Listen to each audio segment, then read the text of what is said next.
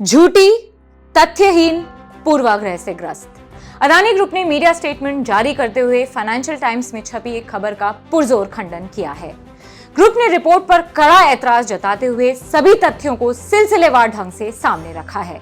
दरअसल 22 मार्च 2023 को financial times ने एक रिपोर्ट छापी।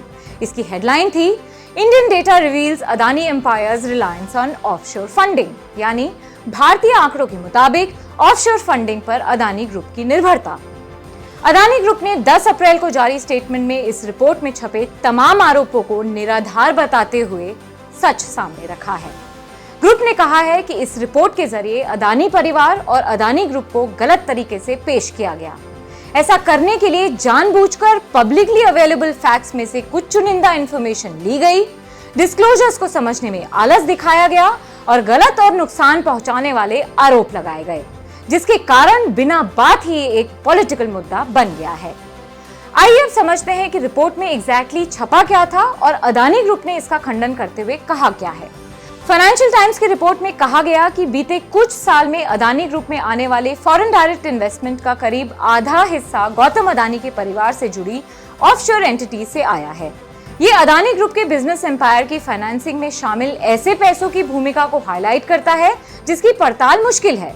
आगे रिपोर्ट में भारत के एफडीआई आंकड़ों का हवाला दे दिया गया और कहा गया कि 2017 से 2022 के बीच ग्रुप को $5.7 बिलियन से ज्यादा का विदेशी निवेश मिला, जिसमें से $2.6 बिलियन यानी करीब 45% अदानी ग्रुप से जुड़ी ऑफशोर कंपनी के जरिए आया। इन सभी बायस्ड आरोपों का अदानी ग्रुप ने जोरदार खंडन किया है और फाइनेंशियल टाइम्स को एक स्ट्रांगली वर्डेड चिट्ठी में फैक्ट्स को एक एक करके सामने रखा है। इस चिट्ठी में यह साफ किया गया है कि अदानी ग्रुप के प्रमोटर्स ने फ्रांस की टोटल एनर्जीज को अदानी ग्रीन एनर्जी में 20% हिस्सा बेचकर $2 बिलियन जुटाए थे। ये जानकारी 18 जनवरी और 23 जनवरी 2021 को पब्लिकली डिस्क्लोज की गई है। मजे की बात यह है कि फाइनेंशियल टाइम्स ने 2021 में इसे रिपोर्ट जरूर किया, लेकिन अपनी कन्वीनियंस के लिए 22 मार्च 2023 की रिपोर्ट में इसे गायब कर दिया। अक्टूबर 2019 में प्रमोटर्स ने अदानी टोटल गैस में 37.4% हिस्सा बेचकर $700 मिलियन जुटाए थे, जिसकी जानकारी प्रेस रिलीज के जरिए दी गई थी। फाइनेंशियल टाइम्स ने अपनी ताजा रिपोर्ट में इसे भी गायब कर दिया। जुटाई गई रकम का इस्तेमाल हर बिजनेस की तरह ही ग्रोथ के लिए Adani enterprises, Adani ports, Adani power जैसी कंपनियों में किया गया।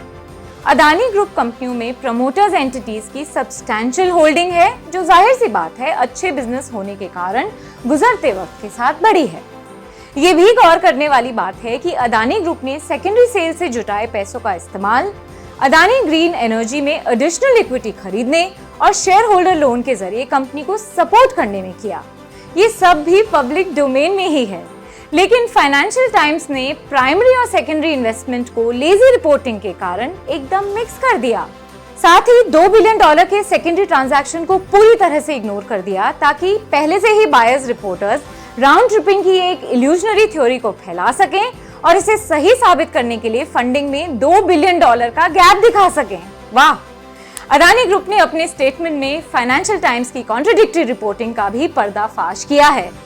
22 मार्च 2023 की इस रिपोर्ट में लिखा गया, अदानी ग्रुप में निवेश करने वाली ज्यादातर ऑफशोर शेल कंपनियों को अदानी प्रमोटर ग्रुप के तौर पर डिस्क्लोज किया गया है।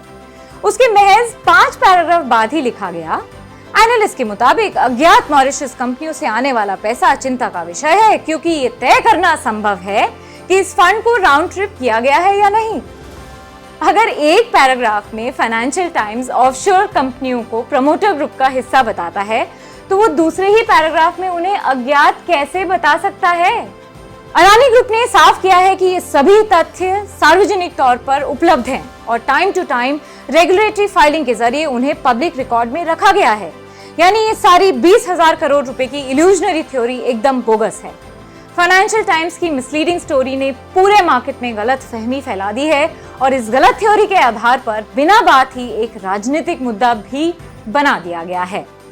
इससे राहुल गांधी का 20,000 करोड़ रुपए वाला मूल आरोप पूरी तरह से खारिज हो जाता है, क्योंकि अडानी के बयान में वो सारे तथ्य हैं जो पब्लिक में हैं और रेगुलेटर को सारी जानकारी ऑलरेडी दी जा चुकी है।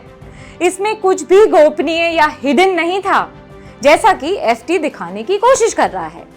अदानी ग्रुप ने यह भी कहा, and I quote, We understand the competitive race to tear down Adani can be alluring, but we are fully compliant with securities laws. यानी हम समझ सकते हैं कि अदानी ग्रुप को नीचे गिराने की दौड़ काफी आकर्षक हो सकती है, लेकिन हम कानून का पूरी तरह से पालन कर रहे हैं। एफटी की लेजी रिपोर्टर्स ने पब्लिक डिस्क्लोजर्स को ठीक से देखना जरूरी नहीं समझा। अगर करते तो इस तरह की खबर कभी नहीं छापते। अदानी ग्रुप ने फैक्चुअल रिबटल करते हुए फाइनेंशियल टाइम्स को तुरंत प्रभाव से अपनी वेबसाइट से 22 मार्च 2023 की ये फर्जी रिपोर्ट हटाने को कहा है।